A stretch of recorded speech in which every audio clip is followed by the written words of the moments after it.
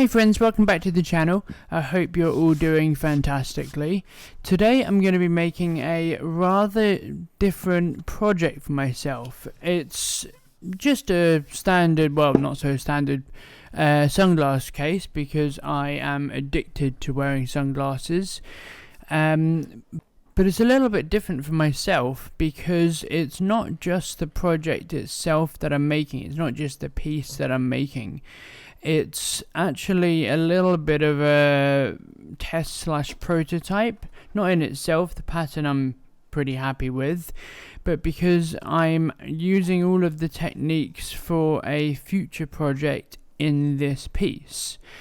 I'm actually designing my very first completely designed by myself handbag, and a lot of the rather complicated techniques I'm going to be utilizing for that handbag I wanted to test/practice before I make it, and I thought what better way than to make something with those techniques, because I don't just want to make it with some bonded leather or rather cheap calf or goat skin and then just have this piece that I'm never going to use as a test piece. I wanted to put it into practice and make something that I was going to use going forward, and that's what this is for myself. Now at the moment you're seeing me cut out the pattern for what's going to be the flap.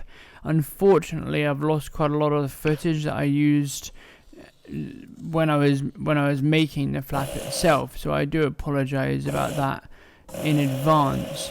But the reason that it's really good practice because I'm going to be using all of these techniques. So this hidden magnet, I've actually got a video showing how to make that, and I'll link it in the cards and possibly down below if I remember.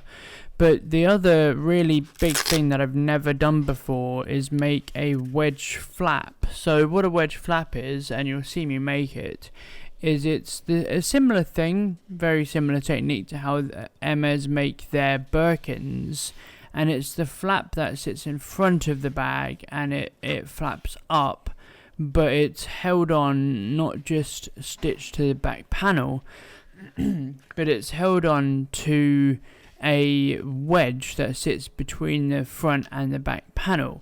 Now the reason that's done that, the reason that they do that, and the reason I'm going to be doing it in my handbag, is because it gives that extra bit of distance between the back panel and the flap. So you can see me cutting out and marking out the flap itself at the moment and the lining for that, and you will see bits and pieces of making the flap in this, but unfortunately I can't find all of the footage for it, so I'm very sorry about that. But I'm also going to be doing a magnetic closure for this handbag, so I wanted to make something that has both the magnetic closure but also the flap. And I thought, I wear sunglasses 90% of the time when I'm not in my flat, and that's simply because I don't like bright lights, and maybe because I'm autistic, maybe because I just don't like bright lights. But I thought, I wear my Ray-Bans pretty much all the time. Ray-Ban, if you're listening to this, you can sponsor me if you like. But I don't have a really nice sunglass case to put them in, so I thought, what better way than to put all of these techniques together, I know I've already said this, but into a project that I'm going to use, a piece that I'm going to use. This is actually a really unique leather that I'm using. This is Arango, so in that way it's not unique at all, but most Arango is finished. It's got a finish applied to the top. This blue leather doesn't, so it's really matte finish, but it also has no protection from heat, so you need to be really, really careful when you're creasing it. I can't remember exactly which color it is, but it's one of their new ones, and it's beautiful. It matches my shirt actually, and it's not this shirt, but I'm filming this over a few days, so you'll see some change of clothes in this. I wasn't very good at wearing the same clothes in each shot, I'll be honest. But one of the most important things about making this sunglass case itself was, because I'm going to be obviously bending it in half, it doesn't have a front and a back panel. It has a panel that you fold in half. If you make that flat and then you fold it in half, you'll get this big crease down the middle inside, and I didn't want that. So I'm folding it over a handbag form, which allows me to fold the sunglass case in half without having a lot of excess leather in between. But I did enjoy making this, and it does show that. And the reason I wanted to talk about it is because when you're making a prototype, or when you're designing something and it's taking a long time to design because there's lots of moving parts, there's lots of elements, you don't have to make 700 prototypes out of bonded leather, and then cheap calf, and then cheap goat, and then making it but starting off with paper or whatever. You can make another project, another piece. I don't know why I keep saying project. I never say project. You can make another piece using the same technique, something that you're actually going to use. Like, this is a really good shot itself, actually, to explain it. You can see the magnet in the back, but I've actually not glued the whole back down. I've only glued it around the outside. You saw me do that earlier, and the reason for that is because if you glue the whole lining down, I can do a bit of video about this if you like, so please let me know in the comments. If you glue the entire back down, lining down to the front panel, you will see everything. You'll see all of the mechanics that go into how you made the piece. So there's two ways of doing a lining, obviously. You can either laminate it, so glue the whole front to the whole back, the whole front to the whole lining, and you'll get a very stiff item. Or, as I've done in this, you can glue just around the perimeter, and after you've glued just around the perimeter, you fold it in shape whilst you're gluing together, and you won't get big you won't get shadows printing on the outside of the mechanics of how the bag is created, or how the piece is created. So I wanted to test that in this as well, because I want the magnetic closure on the flap, but I don't want to see all of the mechanics of that. I made a mistake when I was doing the flap itself. You will see the mechanics of that on the outside, because I forgot to glue just around the outside, and I didn't want to remake it just for this.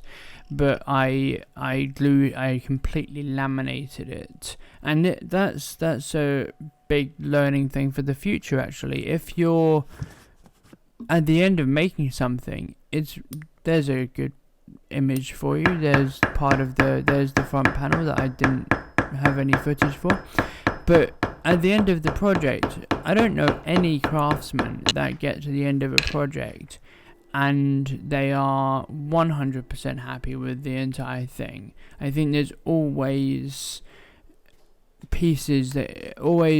factors that you can improve upon. And I think it takes a big man, a big person, to say, actually, it wasn't perfect. I didn't do this absolutely perfectly. And there are aspects of this that I would improve. I would change how I attach the magnet to the flap. I would change how I glue the flap together, because I want to improve my work as I go forwards. Otherwise, kind of what's the point? Yes, I'm making stuff I enjoy making, but what's the point in not improving? That's like, if you're making something for yourself, admit it. Admit that it's not perfect, And that's good, because if it was perfect, for me personally, there'd be no point going forward. There'd be no point continuing with the craft if I'm perfect at it. It wouldn't be, I wouldn't enjoy it, because I enjoy improving myself. I know that's a bit deep for this, and I'm sorry about this. I'm sorry about that. I don't mean to go into a big, philosophical debate with myself whilst I'm recording this voiceover, but here's that wedge I was talking about. It's very thin. It will change thickness for my bag, but this is how I'm gonna be making it for my bag. The front panel and the back panel are the same thing. Obviously, I've just bent it in half, as you can see, but it's great because on the front panel, the front part of that panel, you can't see around the magnet because I haven't glued around it, which is great. I'm really happy with how that's come out. And then I've done it contrasting here because I wanted to see it inside when I open it, but I'm really pleased with 90% of how this came out. It came out. It's not the 5% I'm not happy with is how the flap came out. I'm not totally happy with that, and I've said that. But one of the really important things for this was I wanted to test myself and test techniques of going forwards, and I hope you enjoy it. This took a long time to stitch, not because it's a long length, but because this is sped up 2000%, and it takes a long time because I'm stitching through nearly a centimetre of leather, and it compresses because it's all goat, so it's compressing really, really effectively. It's a really nice compression actually. But then at the end of it, obviously, normally with a finished goat, I'd put a lot of heat into a creasing iron and I'd squish it. But with this I can't because it's not finished. So instead I had to go over it loads and loads and loads of times with a creasing iron that wasn't particularly hot. Now normally I don't use a Dremel to sand anything. I like to do it by hand. But when you're sanding something that thick, you kind of need a Dremel. And yes, I went over a little bit by hand afterwards just to get it nice and smooth, but that took I don't know, 7 coats to get it completely done. But as always guys, if you like the video, don't forget to like and subscribe, obviously, as it helps the channel out enormously. As you can see, this edge took a long time to finish, but I'm kind of glad it did because it gave me a lot of practice on painting thick edges. You could make this entire thing out of vegetable tan leather and not have to do that. But here we go, it's all done. I'm very, very happy with it, all aside from how I finished that flap, and it fits my sunglasses perfectly.